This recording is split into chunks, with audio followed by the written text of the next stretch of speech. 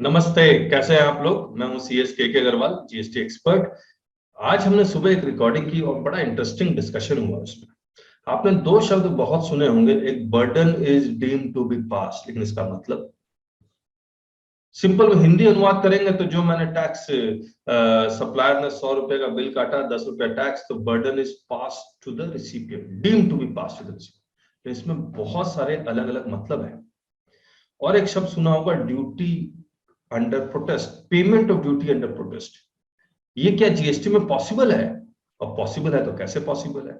ये तमाम चीजें हम लोग डिस्कस करने वाले हैं इस वीडियो में। छोटा सा वीडियो, अंत तक देखिए, आपको बहुत ज्यादा पसंद आएगा।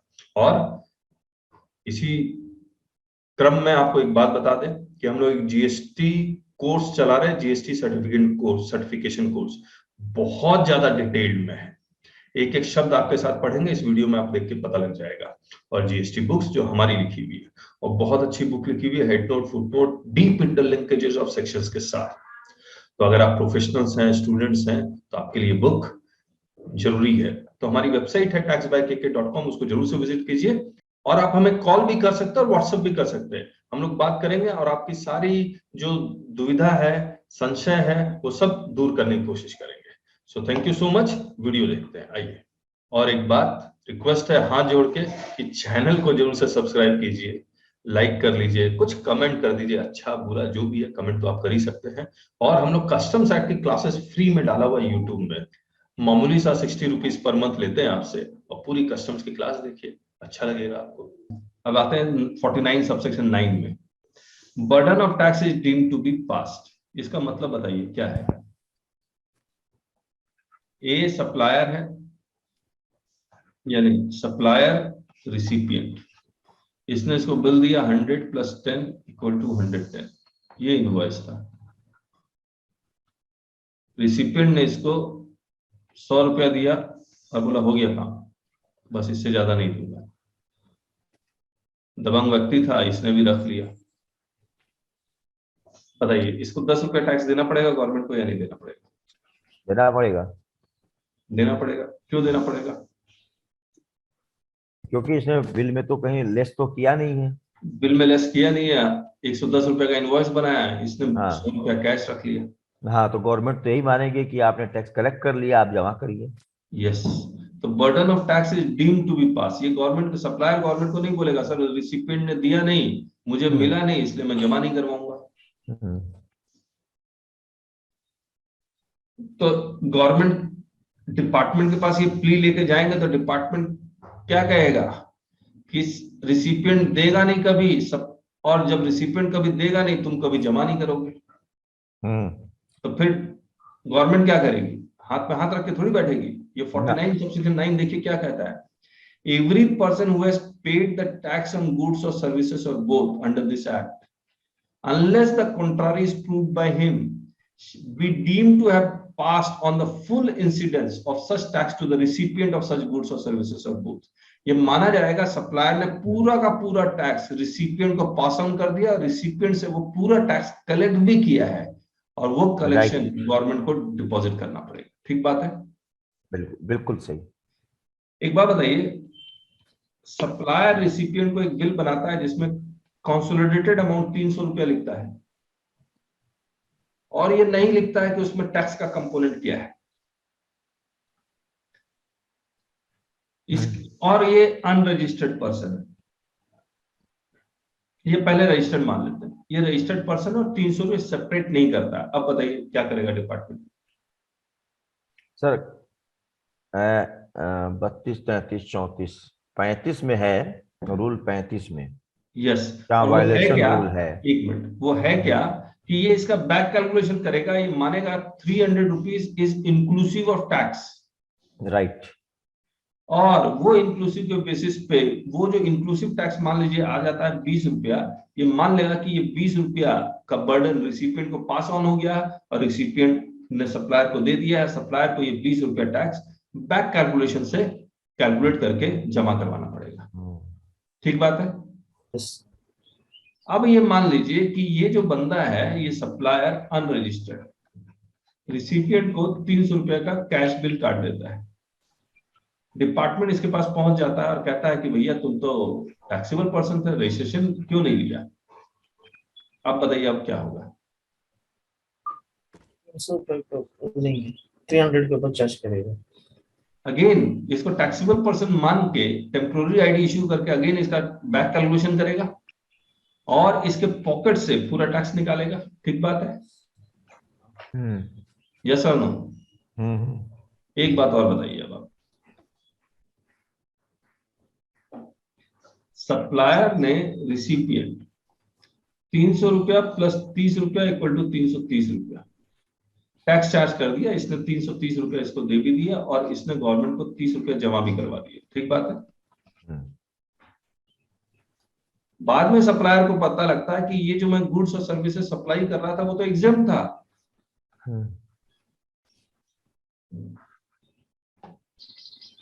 क्या सप्लायर ये 30 रुपया का रिफंड क्लेम कर पाएगा? नहीं सर, नहीं। क्योंकि बर्डन पास ऑन हो चुका है। तो क्या ये 30 रुपया का रिफंड रिसिपिएंट क्लेम कर पाएगा? हाँ यस, उसे प्रूफ करना पड़ेगा कि मेरे जेब से पैसा गया। हाँ, और जिस वक्त गया उस वक्त ये एग्जाम था, तो ये 30 रुपया रिफंड कीजिए, रिसिपिएंट क्लेम कर पाएगा, सप्लायर कभी नहीं क्लेम कर पाएगा। ठीक है, अब इसी पे आप कहानी समझिए। ये burden of tax deemed to be passed, supplier, recipient. मान लीजिए ये मेटल इंडस्ट्री में काम करता है, ये सप्लायर टाटा स्टील वगैरह वगैरह में काम करता है, मतलब ये सप्लायर स्टील इंडस्ट्री का है। तो ऐसे ही बहुत सारे और होंगे। ये रेट लगा रहे हैं 5%। तो ये अपना प्रोडक्ट कितने रुपए में बेच रहे हैं? 5% का रेट लगा के बेच रहे हैं। इस सप्लायर ने अपने कंसल्टेंट से और बाकी किताब तक पढ़ के इसने कंफर्म कर लिया कि रेट कितना लगना चाहिए,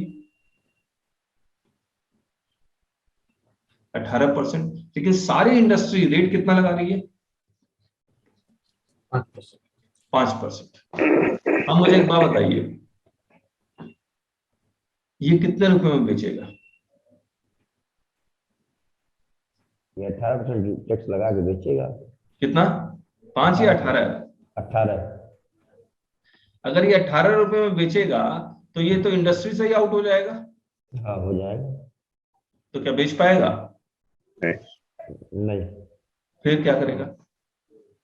फिर ये अपने पास से टैक्स जमा करता रहेगा अंडर प्रोटेस्ट, या डबल AR में जाएगा। अच्छा, ठीक बात या है। अधिकारी से कहेगा कि आप ही डिटर्मिनेशन कर दो। चलिए, तो ये 5 रुपए में बेचेगा, ठीक बात है, पॉइंट टेकन राजेश जी। 105 रुपए में बेचेगा, 5 रुपए लगा के। अच्छा, ये अगर 18 रुपए में बेचता सपोज, क्या ये बाद में जाके प्रूफ कर देता तो 13 रुपए का रिफंड ले पाता? नहीं। रिफंड तो यही क्लेम कर पाता जी। तो, और 18 रुपए में इसलिए बेच भी नहीं पाएगा। जी। तो कितने में बेचे? 5 रुपए में बेचे। और अगर ये 5 रुपए में बेचता, बाद में डिपार्टमेंट की इंक्वायरी आती है तो क्या होगा? ये वो 13% रेट विथ लगा के इंटरेस्ट, बेचता है और डिपार्टमेंट की इंक्वायरी आती है तो क्या होगा? तो 13% विथ इंटरेस्ट मांगेगा। तो ये मानेगा ये 105 रुपए इज इंक्लूसिव ऑफ 18%। हाँ बिल्कुल मान लेगा, है ना? तो x plus 18% of x equal to 105। x की वैल्यू निकालेगा बैक कैलकुलेशन करके, तो ये टैक्सेबल वैल्यू आ जाएगा। आ रहा है समझ में? और इसके पॉकेट से वो पैसा निकालेगा। ठीक बात है?